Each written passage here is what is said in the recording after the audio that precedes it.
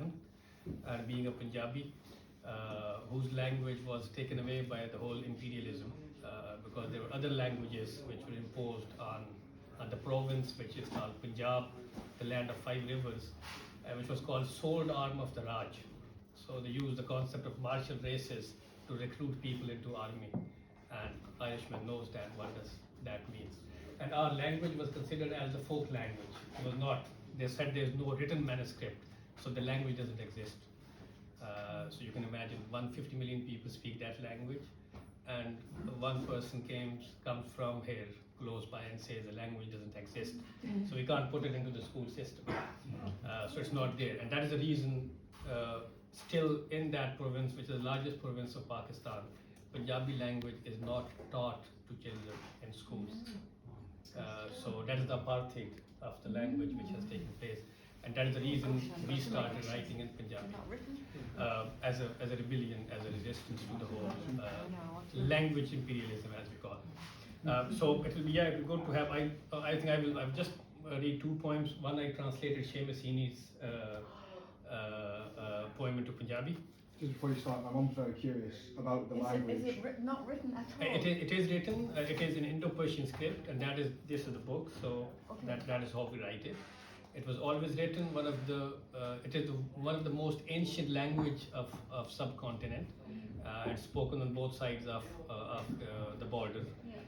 It was written, but because the tradition was oral, so it was considered as an oral language, and it was not because people used to have it as part of the Sufi Bhakti tradition. This is one of the most spoken. Means the Baba Nanak, the Sikh guru, who founded the Sikh religion, was a Punjabi. He wrote in Punjabi. So in the modern Punjab, is it pretty much? No, it is written. That's where we come. It means it is still one of the most spoken language. It is still written. There are a lot of people you can do, but that's the interesting part. You can do a PhD in Punjabi, but Punjabi is not taught in schools, in high schools, in leaving certs. Except in India it is. In India it is. Because Punjab was divided, because it was such an amazing province, the British decided to divide it.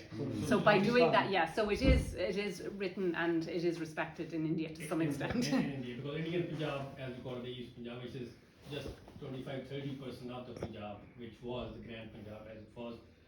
Britishers came in 1757 in India when they conquered Bengal, and it was only in 1849 when they were able to conquer Punjab. So for 100 years, Punjab was a sovereign state as itself. And that's the reason it was taught. When you look at most of the documents of the colonial period, there were discussions that if you give them Punjabi, the Punjabi nationalism will come back, and they will try to demand their own state, which was the Punjabi Raj. But anyway, so it is still. Want that. We don't want that. Well, Yes. we do, but they don't. They said. Yes. They said, Yes. yes, So absolutely. it's a sort of Orwellian control through language. And Let them absolutely. speak for themselves. That's correct, absolutely. So I'm not sure how many people can understand Punjabi or Urdu or Hindi. So it's a bit of a. I think the Hindi speakers can understand a bit as well. But my language, I come from the Connemara region of Punjab. So my area is called Salt Range. So Salt Range, when I first went into the Connemara region, all sides of the Mom's Cross, that is the reason when I felt at home. That the whole limestone which is there in my lands as well. So my language, my Punjabi language is kind of the language which is spoken in the west of Ireland. So even the Laoghaire people have difficulty in understanding that. But anyway, so midterm break I translated, which is I'm not sure anyone who can understand Punjabi. Garmiyan diyan chutiyan. So it's just a sound. You know the poem. So let's go with it. मैं सारी सवेर college दी gallery विच बैठा घंटी दी आवाज़ नूं उड़ीकदा रहा 2 वजे गवांढी मां स्कूलों घर घिन आए बरांडे विच मैं अपने प्यो नूं रोंदा तकिया उन्हें बड़ियां मौतां वेखियां सन पर ते जिम एवंस कहण लगा बहुत ढाडी सट आई मैं जिसले भी घर आउणा निकड़ा मां तक के अपनी गलगूटी विच कुदन लगदा वाजां कढ़दा ते उच्चा उच्चा हसदा पर अज ਬੂਏ ਵਿੱਚ ਖਲੋਤੇ ਬਾਬਿਆਂ ਨਾਲ ਹੱਥ ਮਿਲਾਉਂਦਿਆਂ ਮਾਂ ਸ਼ਰਮ ਆਉਂਦੀ ਰਹੀ ਜਿਸਲੇ ਉਹ ਆਖਦੇ ਅਸਾਂ ਤੇਰੇ ਦੁੱਖ ਦਾ ਦੁੱਖ ਹੈ ਤੇ ਲੋਕ ਇੱਕ ਦੂਏ ਦਿਆਂ ਕੰਨਾਂ ਵਿੱਚ ਗੋਸ਼ੇ ਕਰਿੰਦੇ ਰਹੇ ਤੇ ਮੇਰੀ ਮਾਂ ਮੈਂਡਿਆਂ ਹੱਥ ਆਪਣੇ ਹੱਥਾਂ ਵਿੱਚ ਘਿਣ ਕੇ ਹੌਕੇ ਭਰਿੰਦੀ ਰਹੀ 10 ਵਜੇ ਐਂਬੂਲੈਂਸ ਆਈ ਨਿੱਕੇ ਦੀ ਟਾਂਕਿਆਂ ਲੱਗੀ ਲਾਸ਼ ਕਹਿਣ ਸਵੇਰ ਹੋਈ ਤਾਂ ਮੈਂ ਉਤਲੇ ਕਮਰੇ ਵਿੱਚ ਗਿਆ ਮੰਜੀ ਦੇ ਆਲ ਦੁਆਲੇ ਚਿੱਟੇ ਫੁੱਲ ਤੇ ਮੋਮਬੱਤੀਆਂ ਪਈਆਂ ਨੇ ਮੈਂ ਉਸਾਂ ਪੂਰੇ 1.5 ਮਹੀਨੇ ਬਾਅਦ ਤੱਕਿਆ ਪਹਿਲੀ ਵਾਰ ਕਿੱਡਾ ਪੀਲਾ ਹੋ ਗਿਆ ਹੈ ਉਹ ਮੱਥਾ ਖੱਬੇ ਪਾਸਿਓਂ ਰਗੜ ਨਾਲ ਰੱਤਾ ਲਾਲ ਉਹ 4 ਫੁੱਟ ਦੇ ਤਬੂਤ ਵਿੱਚ ਇੰਜ ਲੇਟਿਆ ਆ ਜਿਵੇਂ ਆਪਣੇ ਪਗੂੜੇ ਵਿੱਚ ਲੇਟਿਆ ਹੋਵੇ ਕਿਸੇ ਵੱਡੀ ਸੱਟ ਦਾ ਨਿਸ਼ਾਨ ਵੀ ਨਹੀਂ ਆ ਗੱਡੀ ਕਿੱਡੀ ਸਫਾਈ ਨਾਲ ਮਾਰ ਛੱਡਿਆ ਆ ਉਸਾਂ ਮੈਂਡਿਆ ਵੀਰਾ ਤੈਂਡਾ 4 ਫੁੱਟ ਦਾ ਤਬੂਤ ਜਿਹਦਾ ਹਰ ਫੁੱਟ ਤੈਂਡੀ ਹਯਾਤੀ ਦੇ ਹਰ ਸਾਲ ਜਿਹੜਾ ਹੋ ਗਿਆ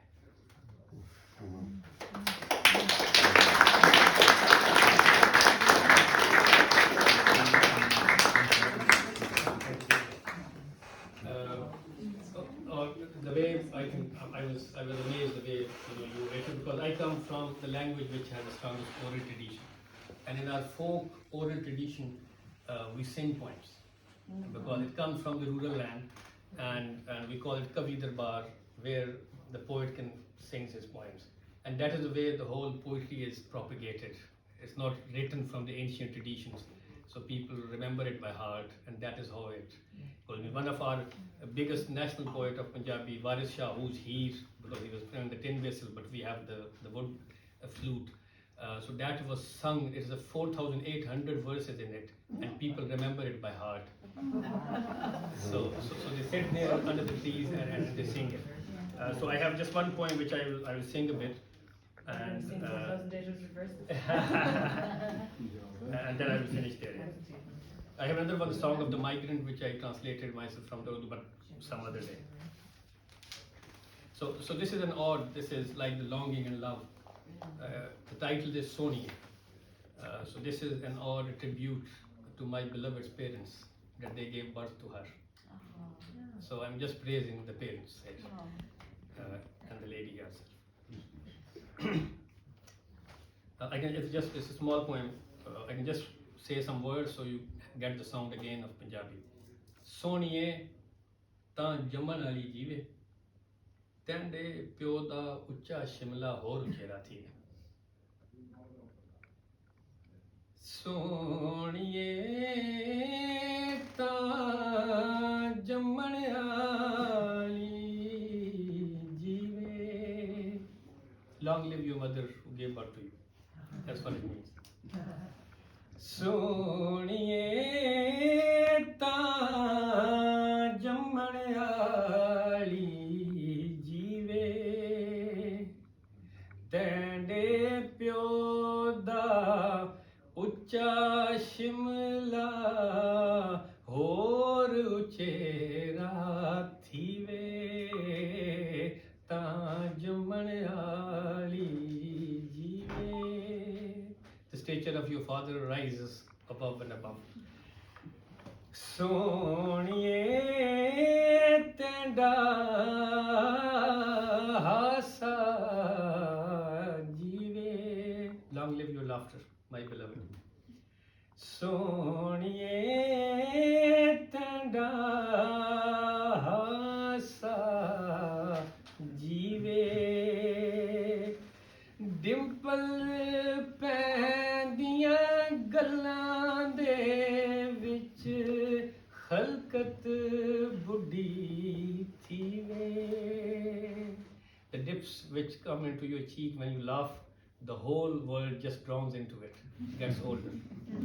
ਸੋਹਣੀਏ ਤੈਂਡਾ ਹਾਸਾ ਜੀਵੇ ਡਿੰਪਲ ਪੈਂਦੀਆਂ ਗੱਲਾਂ ਦੇ ਵਿੱਚ ਖਲਕਤ ਬੁੱਢੀ ਥੀਵੇ ਤਾਂ ਜੰਮਣ ਵਾਲੀ ਜੀਵੇ. And this is the last canto. I've just missed a couple of them. This is about her language, the Punjabi.